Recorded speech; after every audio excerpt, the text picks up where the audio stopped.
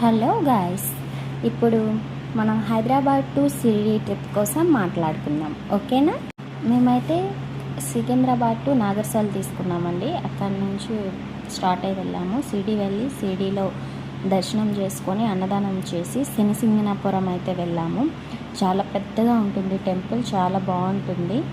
Temple చూసి చాలా హ్యాపీగా ఫీల్ అయ్యాం. అక్కడ శనిసింగనాపురంలో సైనశ్వరుడు దేవుడైతే ఉంటారు.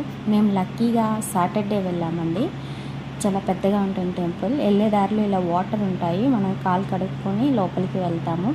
అక్కడ వాళ్ళు కొన్ని కిట్ అయితే ఇస్తారు. కిట్లో బ్లౌజ్ పీస్ అట్లా black colour blouse piece, next జిల్లేడు ఆకులు అయితే ఉంటాయి. అవి వెళ్ళేటప్పుడు దారిలోనే బ్లౌజ్ పీస్ని ఒక శూలానికి పెట్టి అక్కడనే ఆ జిల్లేడు ఆకుల దండ అయితే వేయాలి. నెక్స్ట్ మేము లక్కీగా సాటర్డే ఈవినింగ్ వెళ్ళడం వల్ల అక్కడ అభిషేకాలు అయితే జరుగుతున్నాయి, తైలాభిషేకం అవి. అట్లానే సైనశ్వరునికి పూజ అయితే చేస్తున్నారు.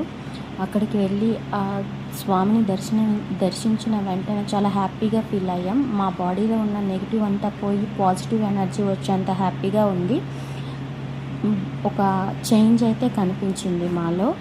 అట్లానే పూజ జరుగుతున్నప్పుడు ఓం శ్రీ సైనశ్వరాయ నమః అనుకుంటూ మనం అక్కడ ఆ స్వామిని దర్శనం చేసుకుంటూ ఉంటే మన బాడీలో పాజిటివ్ ఎనర్జీ అనేది పెరుగుతుందండి. అట్లానే మనం ఇక్కడ ఒక రూల్ అయితే ఉంది, మనం దర్శనం చేసుకొని ఇంటికి వచ్చేటప్పుడు మళ్ళీ వెనక్కి తిరిగి అయితే స్వామిని చూడకుండా రావాలి. మేము అట్లానే వెనక్కి తిరిగి చూడకుండా వచ్చాము. అట్లానే అక్కడి నుండి వచ్చేటప్పుడు మనం ఏ వస్తువును కూడా తీసుకురాకూడదు. I love Shani Shingnapur. Next return Shirdi అయితే వచ్చేసాం. నెక్స్ట్ డే మార్నింగ్ స్టార్ట్ అయ్యి నాసిక్ అయితే వెళ్ళాం. ఫస్ట్ మేము త్రయంబకేశ్వరి టెంపుల్కి అయితే వెళ్ళామండి. మేము సండే వెళ్ళాం, బట్ సమ్మర్ హాలిడేస్ వల్ల టెంపుల్లో చాలా రష్ అయితే ఉందండి. మాకు దర్శనం అవ్వడానికి 4 hours టైం అయితే పట్టింది. లైన్లో చాలా టైం ఉన్నాము క్యూలో, బట్ దర్శనం మాత్రం చాలా బాగా జరిగింది. ఇది జ్యోతిర్లింగాల్లో 12వ జ్యోతిర్లింగం నాసిక్ అనేది. గుడి లోపల, టెంపుల్ లోపల ఇట్లా అయితే ఉంటుంది, చాలా పెద్దగా ఉంటుంది. ఇప్పుడు రీకన్స్ట్రక్షన్ అయితే జరుగుతుంది టెంపుల్కి. సో ఇట్లా ప్రెజెంట్ లుక్ అయితే ఇట్లా ఉంది. నెక్స్ట్ మొత్తం దర్శనం అయ్యాక ప్రసాదాలు కొనేసి మేము పంచవతి అయితే వెళ్ళామండి. పంచవతిలో చాలా ప్లేసెస్ ఉంటాయి. ఇప్పుడు నేను చూపిస్తుంది శ్రీరామస్వామి టెంపుల్. ఇక్కడ సీతమ్మ వారి ఆలయం ఉంటుంది. నెక్స్ట్ అట్లానే లక్ష్మణ స్వామి టెంపుల్కి అయితే వెళ్ళాము. లక్ష్మణ స్వామి టెంపుల్ ఏంటంటే శూర్పణఖకి లక్ష్మణుడు ముక్కు కోసాడు కదండి, అది నాసిక్లోనే జరిగింది. అట్లానే నాసిక్లో సీతమ్మ వారు, ఇక్కడ బాలరాముడు ఆలయం అండి. నెక్స్ట్ లక్ష్మణస్వామి టెంపుల్ తర్వాత బాలరాముడు ఆలయంలో ఇక్కడ బ్యాక్ ఉంటుంది. నెక్స్ట్ ఇక్కడ త్రివేణి సంగం అనేది ఉంటుంది. గోదావరి పుట్టింది నాసిక్లోనే. త్రివేణి సంగం అంటే కుంభమేళ అనేది నాసిక్లో జరుగుతుంది. ఫస్ట్ గోదావరి మనకి రాజమండ్రిలో ఉంటుంది కాబట్టి ఆంధ్ర వాళ్ళందరూ రాజమండ్రిలో జరుపుకుంటారు. మీరు ఈసారి ఎప్పుడైనా షిరిడి వచ్చేటప్పుడు ఈ ప్లేస్ మిస్ అవ్వకండి. నెక్స్ట్ అట్లనే ఇది సీతమ్మ వారి గృహ.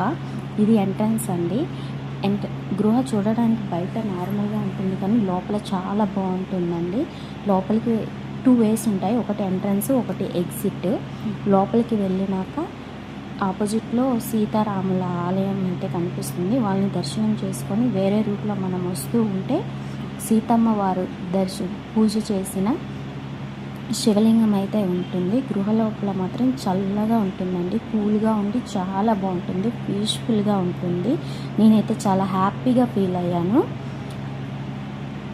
మేము దర్శనం చేసుకొని బయటకు వచ్చి ఇక్కడ లక్ష్మణ స్వామిది పెద్ద విగ్రహం అయితే ఉంటుంది. విగ్రహాన్ని అంతే అండి, మాకు ఇంకా టైం సరిపోలేదు, అందుకని మేము గోదావరి పుట్టిన కొండపైకి అయితే వెళ్ళి చూడలేకపోయాము. వెళ్ళి రావడానికి టైం పడుతుంది అన్నారు.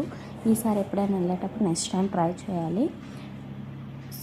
మా టూర్ అయితే చాలా బాగుందండి. నెక్స్ట్ ఇది నాసిక్ సిటీ, రిటర్న్ హైదరాబాద్ వచ్చేస్తున్నాము. మీకు ఈ వీడియో నచ్చినట్టయితే లైక్ చేసి సబ్స్క్రైబ్ చేయండి అండ్ షేర్ చేయండి.